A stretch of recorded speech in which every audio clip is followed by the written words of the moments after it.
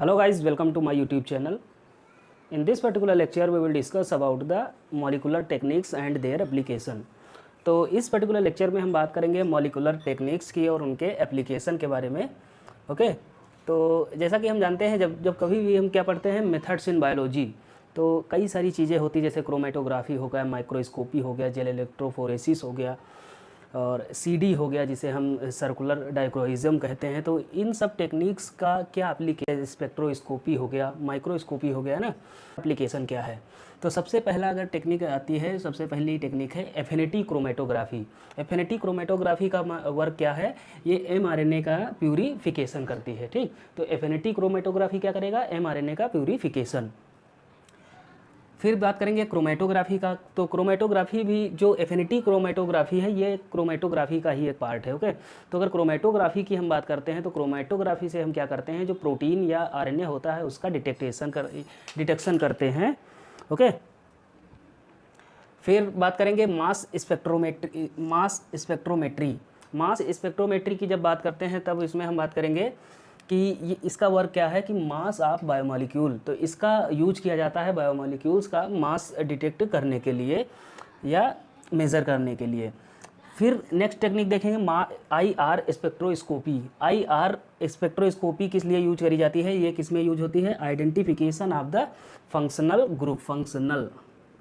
Functional group जो होते हैं उन्हें क्या करता है, डिटर्मिनेट करने के लिए या आइडेंटिफिकेशन करने के लिए आईआर स्पेक्ट्रोस्कोपी का यूज किया जाता है। ओके, फ्लोरेसेंस माइक्रो स्पेक्ट्रोस्कोपी की बात करते हैं तो फ्लोरेसेंस स्पेक्ट्रोस्कोपी किस में यूज करी जाती है, ऑर्गेनिक ग्रुप डिटर्मिनेशन किया जाता है किसके थ्रू, फ्लोरेसेंस स्पेक्ट्रोस्कोपी। ओके, फिर बात करेंगे लाइट माइक्रोस्कोपी। लाइट माइक्रोस्कोपी से क्या देखते हैं, 2D image of a cell and organelle. तो सेल और उसके ऑर्गेनेल का जो 2D इमेज बनता है किस में बनता है, किसके थ्रू बनता है, लाइट माइक्रोस्कोपी के थ्रू। ओके, फिर आती है next technique confocal microscopy. Confocal microscopy से हम क्या देखते हैं कि 3D image of the tissue और सेल या टिश्यू का 3D इमेज हम किसके थ्रू देखते हैं, कन्फोकल माइक्रोस्कोपी के थ्रू। ओके, फिर आता है फेज कंट्रास्ट माइक्रोस्कोपी या फेज कंट्रास्ट माइक्रोस्कोप। तो फेज कंट्रास्ट माइक्रोस्कोप की बात करते हैं तब इसमें ये किस में यूज होते हैं, लिविंग नेचुरल सेल।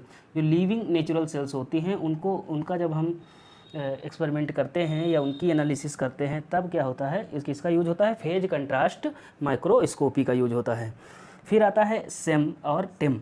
सेम का फुल फॉर्म क्या होता है, scanning electron microscope, scanning electron microscopy. इसमें क्या देखते हैं, सरफेस व्यू देखते हैं किसका, शेल का। Okay, surface view of cell and organelle. Okay, फिर एक होता है ट्रांसमिशन। तो ट्रांसमिशन इलेक्ट्रॉन माइक्रोस्कोप या माइक्रोस्कोपी।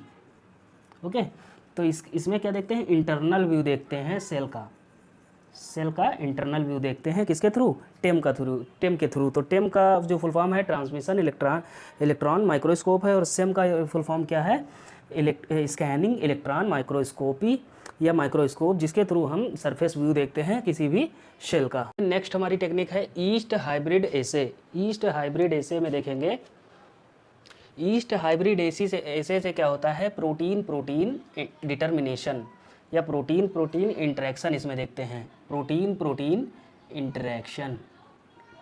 तो ईस्ट टू हाइब्रिड एसे किस में यूज आता है, प्रोटीन इंटरेक्शन में यूज आता है या इसके थ्रू प्रोटीन इंटरेक्शन का डिटर्मिनेशन हम करते हैं। ओके, फिर आता है फास्ट डिस्प्ले। फास्ट डिस्प्ले में क्या होता है, इसमें भी प्रोटीन इंटरेक्शन देखते हैं हम। ओके, फिर आती है नेक्स्ट टेक्निक हमारी SPR, जिसका नाम क्या है, surface प्लाज्मोन resonance.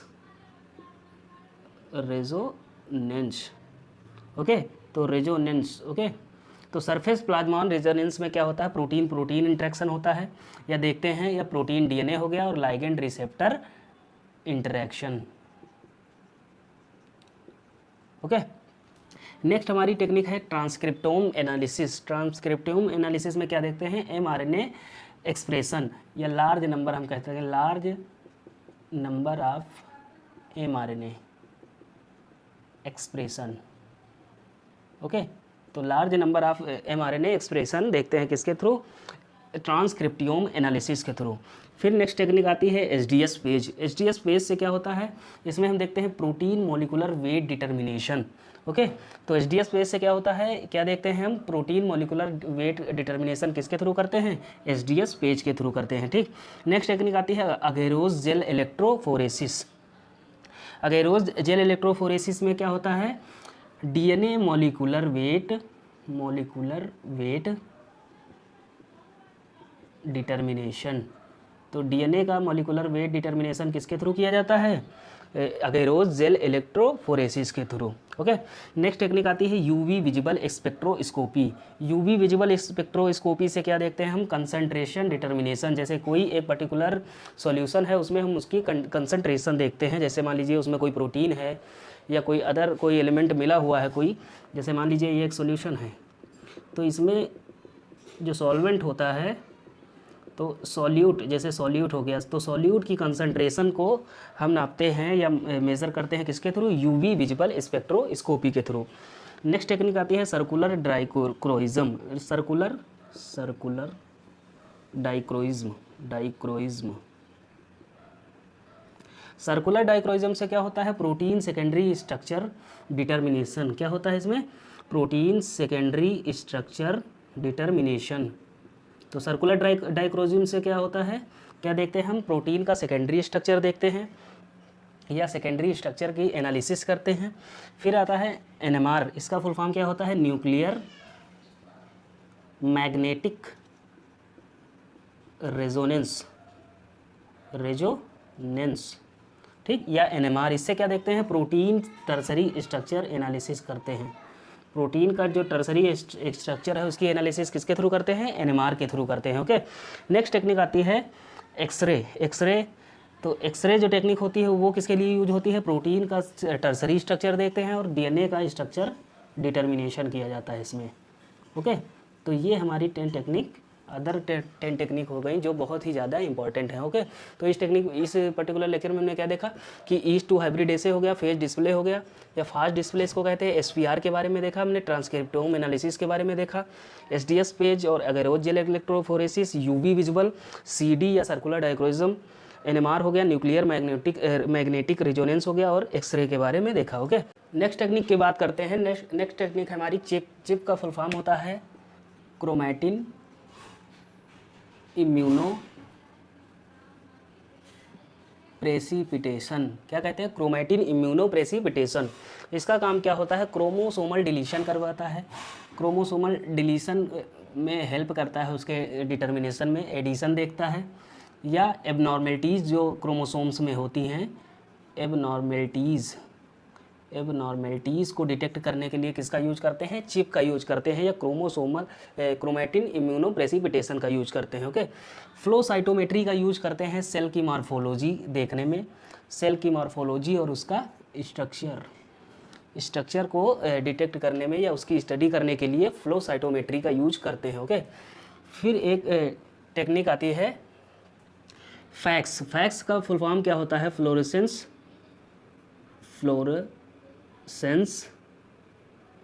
Activated cell sorting. तो इसके नाम से ही पता चलता है ये किसके लिए यूज करी जाती है, सेल सॉर्टिंग के लिए यूज करी जाती है साइज के बेसिस पे। और इसका दूसरा यूज भी है, जो एपोप्टोटिक सेल होती हैं, एपोप्टोटिक सेल जो होती हैं उनको भी स्टडी करने के लिए किसका यूज होता है, फैक्स का यूज होता है, या फ्लोरेसेंस एक्टिवेटेड सेल सॉर्टिंग का यूज किया जाता है। ओके, फिर एक टेक्निक आती है, next technique southern blotting. Southern blotting में क्या करते हैं, जो डीएनए एनालिसिस करते हैं, इसमें DNA analysis is done by southern blotting. Next technique आती है नॉर्दर्न ब्लॉटिंग। नॉर्दर्न ब्लॉटिंग किसके लिए यूज होती है, एमआरएनए एक्सप्रेशन के लिए, या हम इसे कहते हैं ट्रांसक्रिप्ट एनालिसिस। ओके, तो ट्रांसक्रिप्ट एनालिसिस या एमआरएनए की एनालिसिस करने के लिए कौन यूज होता है, सदर्न ब्लॉटिंग का यूज करते हैं हम। ओके, सॉरी, नदर्न ब्लॉटिंग का। नेक्स्ट देखेंगे वेस्टर्न ब्लॉटिंग। वेस्टर्न ब्लॉटिंग का यूज होता है प्रोटीन की एनालिसिस करने के लिए। तो प्रोटीन की एनालिसिस कैसे करते हैं? वेस्टर्न ब्लॉटिंग का यूज करते हैं। ओके, फिर एक टेक्निक आती है ईस्टर्न ब्लॉटिंग। ईस्टर्न ब्लॉटिंग किसके लिए यूज करी जाती है? ये इसका काम क्या है? पोस्ट ट्रांसलेशनल मॉडिफिकेशन का स्टडी करती है। जो पोस्ट ट्रांसलेशन के बाद जो मॉडिफिकेशंस होते हैं mRNA में, तो उसकी स्टडी करने के लिए ईस्टर्न ब्लॉटिंग का यूज किया जाता है। फिर एक टेक्निक आती है माइक्रो एरे या DNA माइक्रो एरे।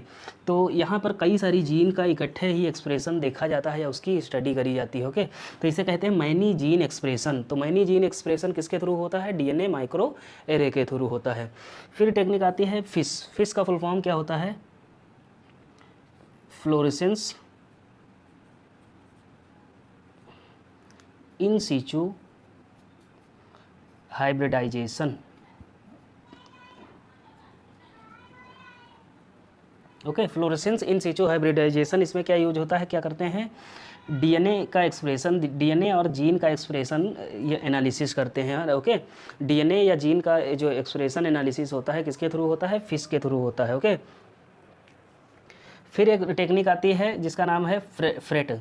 तो फ्रेट टेक्निक का यूज किया जाता है प्रोटीन प्रोटीन इंटरेक्शन को देखने के लिए, या प्रोटीन प्रोटीन इंटरेक्शन का जब इंटरेक्शन देखा जाता है तो कौन सी टेक्निक यूज करी जाती है? फ्रेट टेक्निक का यूज करते हैं। नेक्स्ट टेक्निक की बात करते हैं वेक्टर या क्लोनिंग वेक्टर इसको कहते हैं। क्लोनिंग वेक्टर का काम क्या होता है? जब हम रिकॉम्बिनेंट DNA टेक्नोलॉजी पढ़ते हैं तो उसमें वेक्टर का यूज आता है। क्या यूज होता है इसका? फॉरेन जीन ट्रांसफ़र करवाया जाता है इसके थ्रू। ओके, नेक्स्ट टेक्निक आती है NEO-RTK जीन कैसेट या NEO-RTK जीन कैसेट।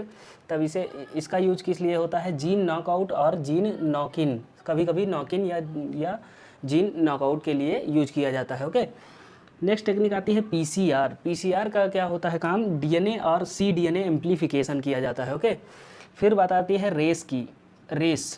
तो रेस का यूज करते हैं 5' और 3' एंड एनालिसिस ऑफ cDNA और mRNA और cDNA में, mRNA या cDNA में जो 3' हो गया 5' एंड एनालिसिस के लिए कौन यूज करा जाता है? रेस का यूज होता है। फिर बात आती है RFLP की।